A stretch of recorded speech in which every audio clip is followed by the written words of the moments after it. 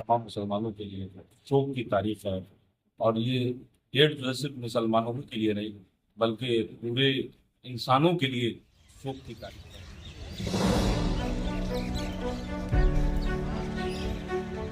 अल्लाह के नेक बंदे की कुर्बानी के रूप में मनाए जाने वाले मुहर्रम को लेकर कई सारी मान्यताएं जुड़ी हुई हैं। हमारी टीम इस शहादत के मौके पर अमान हैदर साहब से कुछ खास बातचीत की है, जहां पर मुहर्रम के बारे में पूरी जानकारी दी गई है। तमाम मुसलमानों के लिए एक शोक रिपोर्ट। की तारीख है। और ये डेट जो है सिर्फ मुसलमानों के लिए नहीं बल्कि पूरे इंसानों के लिए शोक की तारीख है। इसलिए कि इमाम हुसैन ने 61 हिजरी में सरजमीन इराक में करबला स्थान उस जगह अपना बलिदान दिया। वो पूरी इंसानियत, पूरी ह्यूमैनिटी को बचाने के लिए उन्होंने बलिदान दिया। उनका ये मतलब नहीं था कि सिर्फ जो है मैं कामयाब हो जाऊं, बल्कि जो यजीद के द्वारा जो पत्थर फेंका गया वो सिर्फ इमाम हुसैन पे नहीं पत्थर फेंका गया, आरोप जो लगाया गया वो सिर्फ इमाम हुसैन पे नहीं आरोप लगाया गया बल्कि पूरे इस्लाम पे आरोप लगाया गया। और दुनिया की बहुत सारी लड़ाइयाँ होती हैं कि जिसमें सामने वाले को जीतने के लिए, कामयाबी पाने के लिए दूसरे पक्ष का खत्म होना जरूरी हो जाता है। लेकिन तन्हा एक करबला का वाकया है कि आज के डेट में 61 हिजरी में इमाम हुसैन ने जो अपना बलिदान दिया, वो बलिदान देने के बाद वो ऐसा अमर हो गए कि आज भी पूरी दुनिया में जहाँ जहाँ है, ये तो हमारा छोटा सा इलाका है, फॉर्मेशन छोटी सी जगह है, लेकिन उसके अलावा आप बड़े बड़े पॉपुलेशन जहाँ बड़ी बड़ी आबादी है, पूरी दुनिया के जहाँ जहाँ देखेंगे आप कि इमाम हुसैन के मानने वाले, चाहने वाले लोग होते हैं। वो किसी न किसी हिसाब से इमाम हुसैन के गम को याद करते हैं और उनके शोक का इजहार करते हैं। अब मैं ये कहूँगा कि सिर्फ मुस्लिम ही नहीं, जो हमारे हिंदू भाई हैं वो भी बढ़ चढ़ के हिस्सा लेते हैं। क्योंकि यहाँ हमारी पॉपुलेशन कम है, लोग कम है, लेकिन बाहर जब आप निकलेंगे तो देखेंगे कि हिंदू भाई हमारे, दूसरे कौम के भाई हमारे बढ़ चढ़ के पानियों का व्यवस्था करते हैं। जिसको हम लोग सबील, अपने लैंग्वेज में सबील करते हैं, सबील का व्यवस्था करते हैं। फिर उसके बाद तबर्रुक जो होता है वो तबर्रुक का व्यवस्था करते हैं। हम लोगों को अपने घेरे में ले लेते हैं कि साहब आप इमाम हुसैन के चाहने वाले हैं, आपको हम अपने साथ लेके चल रहे हैं। और जो ओरिजिनल जगह करबला है, वहाँ भी अगर आज के तारीख में इन चीज़ों को देखा जाए, और आप मीडिया से जुड़े हो, मैं आपको जानकारी दूँ कि मीडिया का एक इंडिया का समूह भी उस जगह जाता है और पूरा बाकायदा उसकी रिकॉर्डिंग होती है, उस चीज़ को टेलीकास्ट किया जाता है।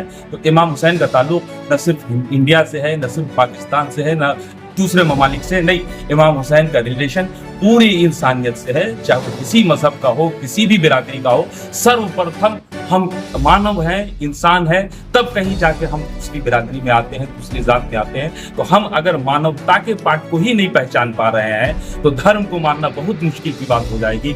हम सबको मिलजुल के एक साथ रहने की आदत डालनी चाहिए।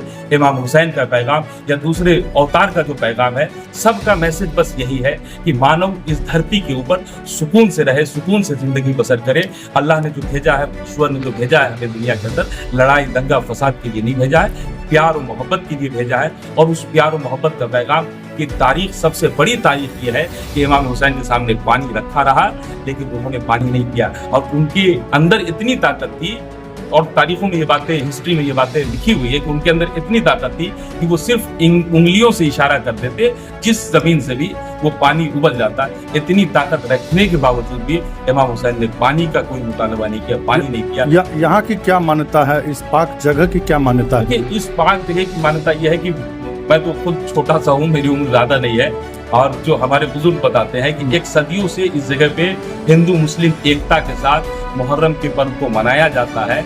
आप जब कवरेज के लिए आगे निकलेंगे तो ये बातें आपको धीरे धीरे साबित होती चली जाएगी कि वहाँ कोई भी नहीं होता है, सब के सब इमाम हुसैन के मानने वाले होते हैं, सब के सब इस्लाम के मानने वाले होते हैं, सब के सब मानवता को मानने वाले होते हैं। और ये मानवता को समर्थन देने के लिए तमाम लोग आते हैं और इमाम हुसैन के जिक्र को याद करते हैं, उनकी शहादत, उनकी बलिदान को याद करते हैं। सिर्फ हमारे मुल्क के जिन्हें राष्ट्रपिता महात्मा गांधी कहते हैं, उन्होंने भी इमाम हुसैन को याद किया। हमारे देश के प्रधानमंत्री आदरणीय नरेंद्र मोदी जी ने भी इमाम हुसैन को याद किया। तो हर दौर में, चाहे वो कोई भी पार्टी से रहा हो, कोई भी रहा हो, लेकिन इमाम हुसैन के बलिदान को किसी भी जमाने में न उस दौर में भुलाया गया था, न आज भुलाया जाएगा और न आने वाले जमाने में भुलाया जा सकता। मुहर्रम के इस जुलूस में शामिल होने वाले युवा साथियों को आप क्या कहना चाहेंगे? मुहर्रम के जुलूस में शामिल होने वाले युवा साथियों से मेरा बस इतना ही विनती है, इतना ही निवेदन है कि देखिए, ये एक त्यौहार जो है, ये त्यौहार गम का त्यौहार है, इमाम हुसैन की शहादत का त्यौहार है, उनके बलिदान का त्यौहार है। आप एक मैसेज दीजिए कि ये हिंदुस्तान की सरजमी है, एकता की सरजमी है, प्यार और मोहब्बत की सरजमी है, हम तमाम लोग एक साथ चल रहे हैं, यही सबसे बड़ा पैगाम होगा। कोई किसी को किसी के जरिए नुकसान नहीं पहुंचना चाहिए। जितने लोग भी जुलूस में शरीक हों, आसपास रहें, उनसे हमारी मोहब्बत झलकनी चाहिए। ये सिर्फ जुलूस हमारा जुलूस नहीं है, ये सिर्फ जुलूस आपका जुलूस नहीं है, ये जुलूस इमाम हुसैन का जुलूस है और इमाम हुसैन का जुलूस प्यार और मोहब्बत और एकता का जुलूस है। क्या परिचय हो गया आपका? मेरा नाम अमान हैदर आपको हुआ। यहीं के रहने वाले हो? मैं यहीं का, मैं रहने वाला एक्चुअली किशनगंज का हूँ, लेकिन हमारे पूर्वज जो है यहाँ काफी सालों से रह रहे हैं। कहा जाता है कि इमाम हुसैन के द्वारा कई सारे चीज़ों को यहाँ पर बतौर तोहफा दिया गया, जैसे मंदिर हो गया और भी कई सारे चीज़ें। इस जगह पे, इस धरती पे खास तौर पे हमारे यहाँ जो है मीर साहब के द्वारा जिस तरह से इस इमामबाड़े का ये रखा गया, उसी तरीके से आप बाहर जब निकलेंगे दरमियान में जो है एक कोसी की हल्की सी छोटी सी नहर पड़ती है और उसके बाद देवी स्थान है। मीर साहब के द्वारा हिंदू मुस्लिम एकता को बढ़ाने के लिए, प्यार मोहब्बत और भाईचारे को बढ़ाने के लिए इस चीज का जो है ये किया गया कि एक तरफ दुर्गा स्थान है, दूसरी तरफ जो है ये इमामबाड़ा है। ये सिर्फ मीर साहब का ही पैगाम नहीं है, ये जो है इमाम हुसैन का पैगाम था, जो हमको आपको आज देखने में भी आ रहा है। और ये जो स्थान है, इस पर और कौन कौन से खास मौके पर लोगों का आवागमन होता है? इस स्थान पे देखिए, हम लोगों के दरमियान तो बराबर प्रोग्राम होते रहते हैं शहादत के सिलसिले से, और यहाँ पहली मुहर्रम से लेकर के आज की तारीख तक लगातार प्रोग्राम होता है, रोजाना एक महीने से होती है। और उसके अलावा जो और भी मुहर्रम के बाद 6 दिन की तारीख होती है, इमाम का 10वां होता है, 20वां होता है, 40वां होता है, तो वो सारे प्रोग्राम होते हैं। लेकिन सबसे बड़ा प्रोग्राम जो होता है वो आज के तारीख में होता है।